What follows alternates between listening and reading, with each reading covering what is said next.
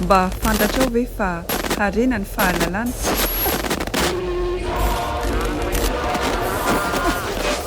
Fantatrao ve fa harena ny fahalalana?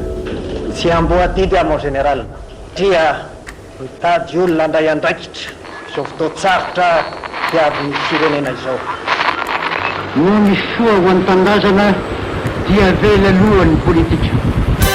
Saotra tomboko lahy, saotra tomboko vavy.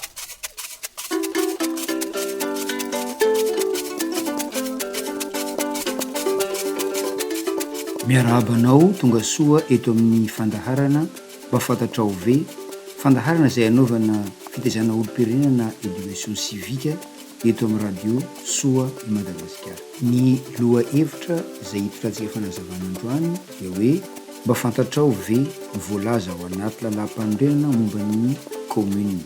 Lohateny fahadimy ao anaty lalampanorenana no milaza ny amin'ny fandaminana ny fiadidinan'ny lafitany izay manomboka amin'ny andininy faha 7 ka hatramin'ny faha 8 resaka momba ny vondrombahoakam-paritra Itsinjaram-pahefana ahitana ny Kaominina.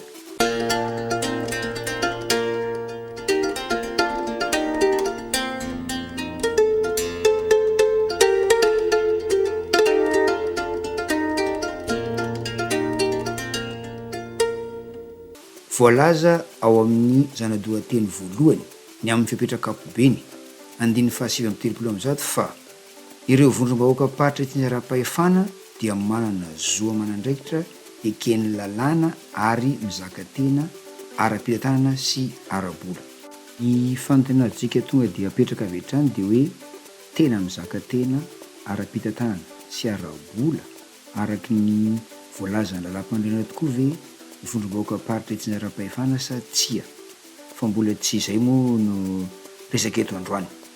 Voalazany koa ao amin'io andininy faha 7 io fa ny vondrombahoakam-paritra Itsinjaram-pahefana no sehatra eo amin'ny rafi-pitondrana ahazoan'ny olom-pirenena mandray anjara amin'ny fitantanana ny raharaham-bahoaka ary miantoka ny fanehoana izay fahasamihafana misy eo amin'izy ireo sy ny mampiavaka azy. Lalàna no maritra ny farim-pananany izay ahitana ny fananana ampiasaina ho amin'ny tombotsoam-bahoaka sy ny fananana ny tany tsy hita tompo sy ireo tsy manan-tompo dia anisan'ny fananana tantanan'ny fanjakana. Izay zany no fanazavana mahatonga ny reny hoe ny tany izay tsy manan-tompo dia raisina ho toy ny hoe terrain communal na tanin'ny fanjakana.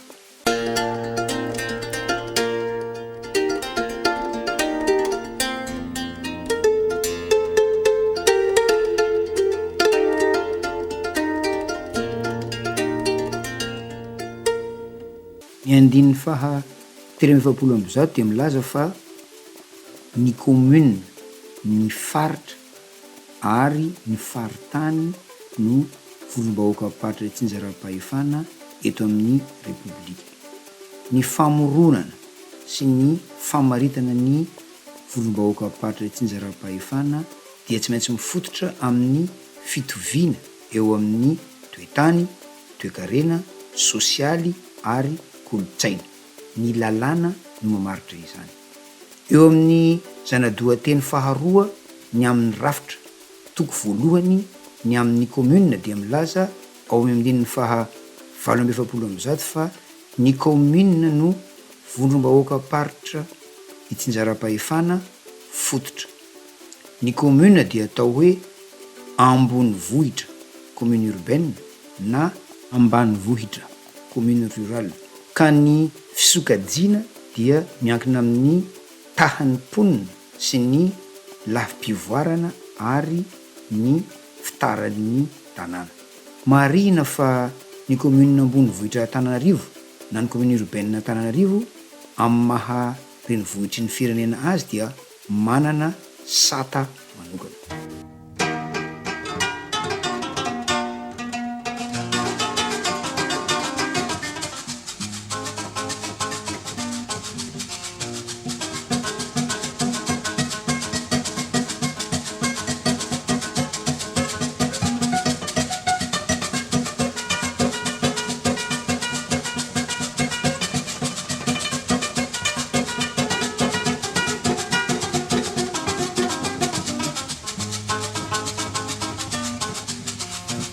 andininy faha 720. Ny kaominina dia mandray anjara amin'ny fampandrosoana ara-toekarena, ara-tsosialy, ara-kolotsaina sy momba ny tontolo iainana eo amin'ny fari-piadidiam-paritra misy azy.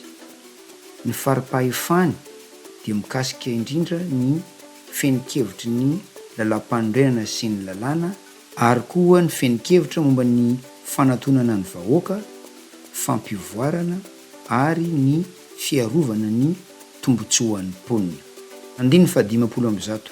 Ny kaominina dia afaka mivondrona ho amin'ny fanantanterahana tetikasa fampandrosoana iombonana. Andininy faha 150.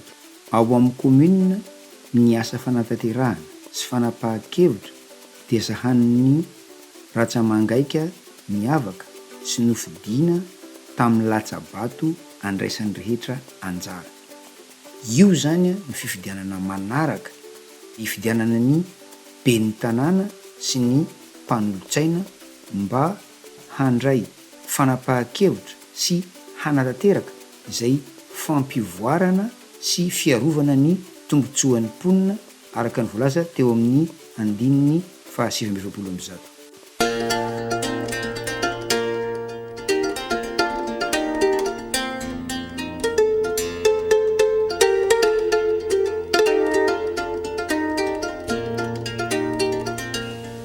Ny mpikambana, ny fandaminana, ny anjara raharaha ary ny fampandehanana ny ratsamangaika mpanantanteraka sy mpanapa-kevitra, ary koa ny fomba sy ny fepetra momba ny fifidianana ny mpikambana ao amin'ny kaominina dia ferana araka ny lalàna.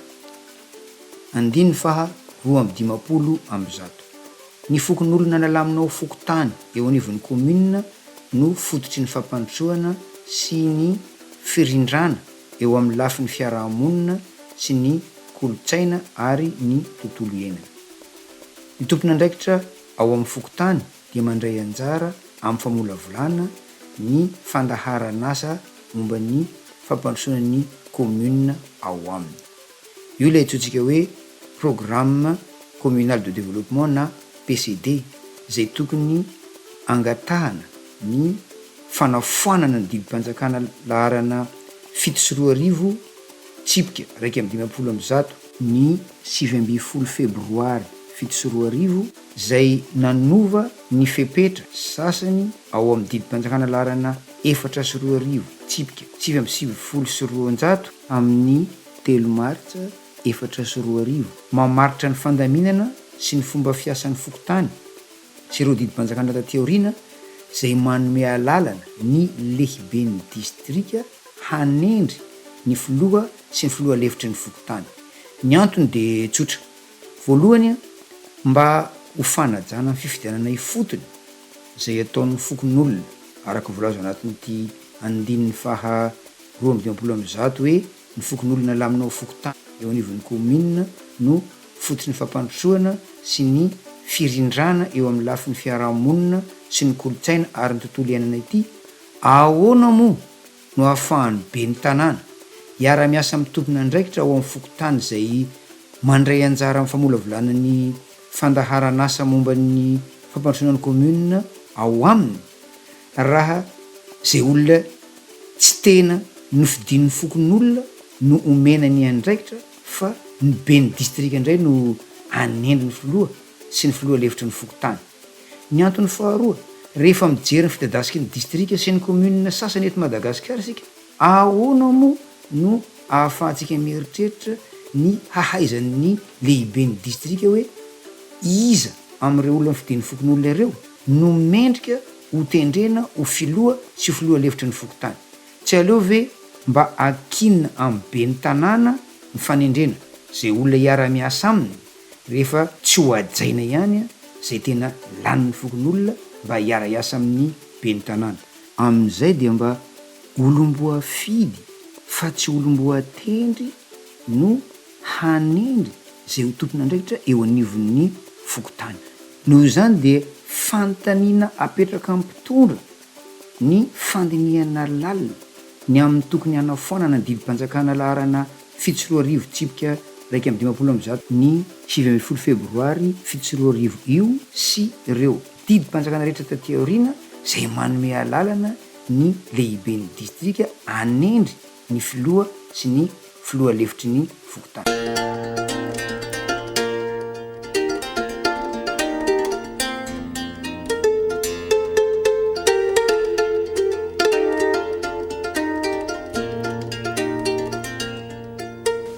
Akoatr'izay de zao ny afatra ho antsika mpifidy, aoka mba ho olona zay mahalala tsara ny olana sedraitsika isan'andro eo anivon'ny fokotany no ho fiditsika ho ben'ny tanàna, ary olona mba nianatra sy manana fahalalana momba ny fitantanana satria zay ben'ny tanàna ho lany eo no amola volany fandaharan'asa momba ny fampandrosoanan'ny commune, ka raha olona avy any ivelany dia tsy afaka hijery zay olana mianjady amintsika, ary raha olona tsy nahita fianarana dia ho sahirana amin'ny fanoratana zany fandaharan'asa izany.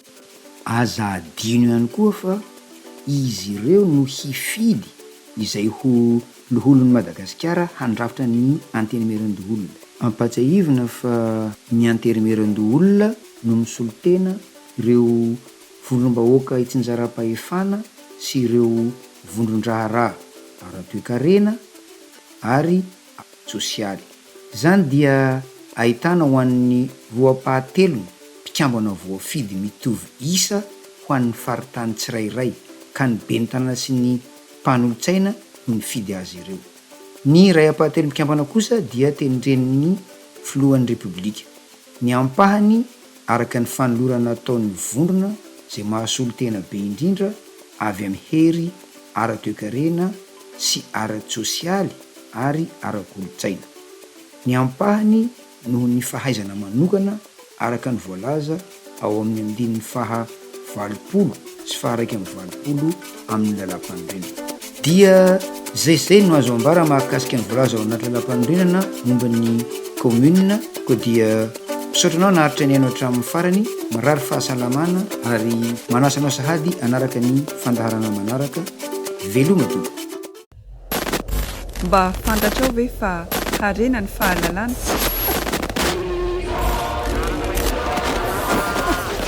Mba fantatrao ve fa harena ny fahalalana? Tsy amboadidy amo général dia mitady olona andray andraikitra zao fotoatsarotra amin'ny firenena izao.